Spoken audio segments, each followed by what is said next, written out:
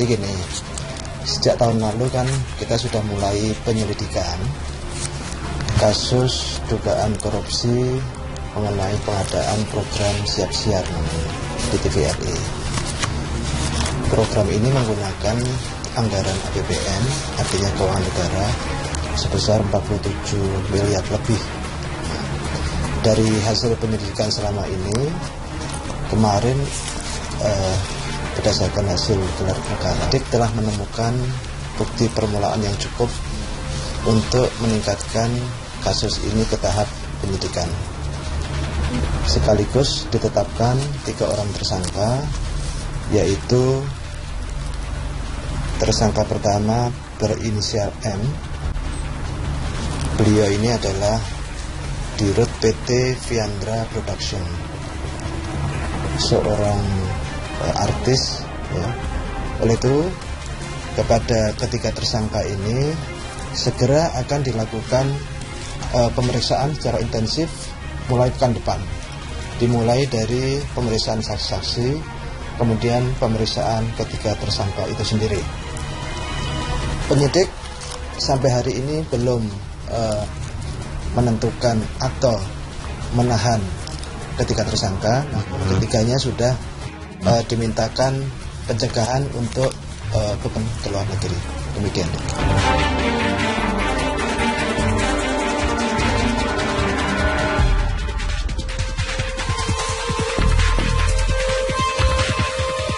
Seperti itulah ungkapan dari Kepala Pusat Penerangan Hukum Kejaksaan Agung Bapak Tony Spontana saat mengumumkan bahwa komedian senior Mandra Naih atau yang lebih akrab disapa dengan Haji Mandra ini sebagai tersangka atas kasus dugaan korupsi program Siap Siar di televisi milik negara 2012 silam.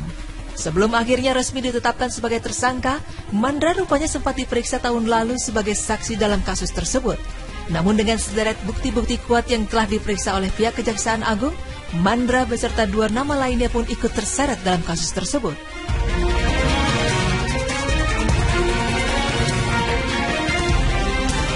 Mengetahui bila namanya ikut terseret dalam kasus korupsi, Haji Mandra rupanya sempat merasa kaget dan juga tak percaya saat di kediamannya dengan ditemani oleh kuasa hukum sambil berurai air mata. Komedian asal Betawi ini pun mengungkapkan perasaannya saat mengetahui kabar tersebut. Saya sih secara pribadi Jalan Badar Auri. Mohon Badar Auri,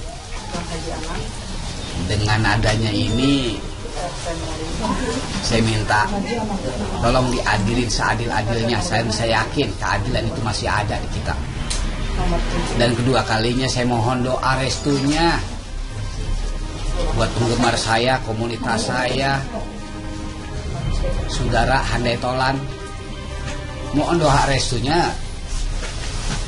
Kalau memang saya benar, saya minta dibuktikan keadilan dan yang sebenar-benarnya. Tapi jangan salah, sumpahin saya kalau saya salah. Saya siap. Jadi kalau saya makan duit yang tadi dituduhkan dalam hal yang kaitannya dengan korupsi, sumpahin aja rame-rame. Jadi saya menauzubillah min dzalik, saya kagak ada itu. Jangan banyak gitu-gitu. Apalagi kalau ditanggung itu saya sakit.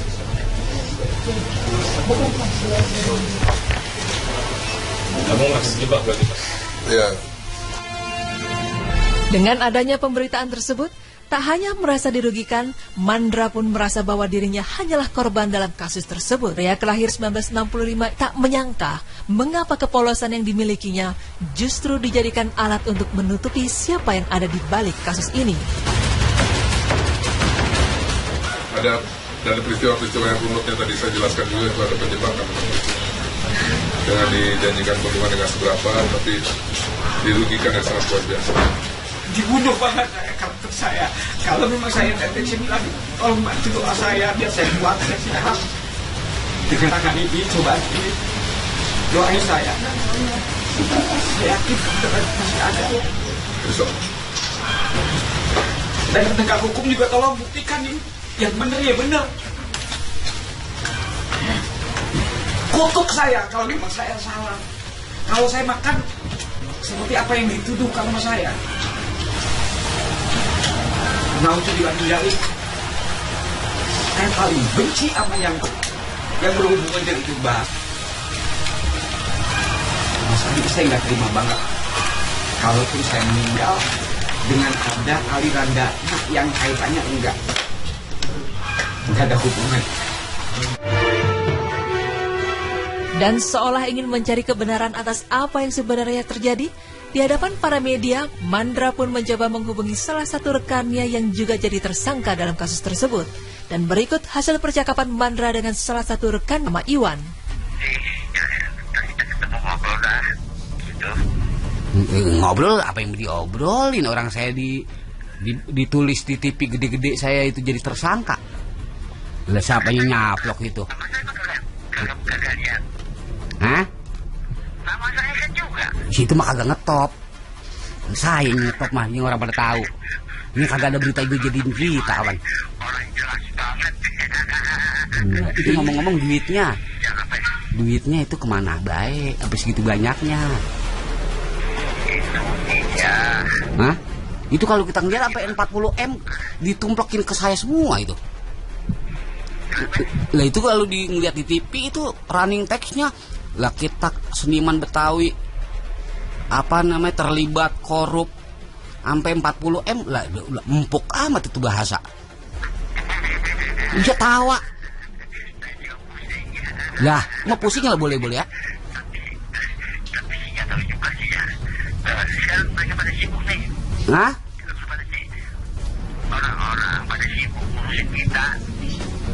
Lah iya kalau sibuk ada ngerasain nyaplok mah kagak soal. Lah saya ngelihatnya kagak, tahu kagak. Ini kan saya korban ini. Lah jangan dicemplungin ke saya semua lah. Lah kan saya kagak tahu apa-apa. Makanya dari tadi malam tuh pada teleponin saya. Iya.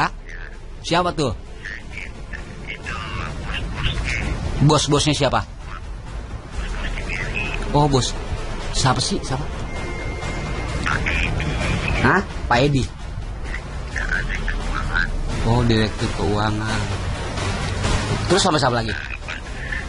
Ya, dia lagi ngurusin katanya gitu. Apa katanya dia? Dia telepon ngomong gimana? Ngurusin apaan? Ngurusin kemana? Oh, iya.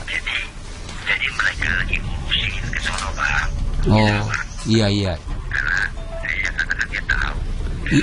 Bahasanya juga enak di TV gitu, Bang. Oh, lah bukan, saya kagak ngapa-ngapain ini mau dicemplungin rupanya. Siapa? Kita.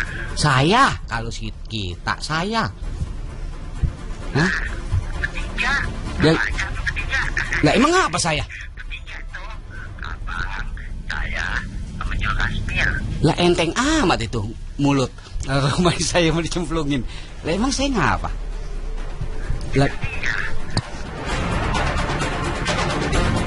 Dengannya percakapan berhukum Sony Sudar SH ini bisa dijadikan sebagai bukti baru bahwa memang kliennya hanyalah dijadikan korban untuk menutupi siapa dalang yang ada dalam kasus tersebut.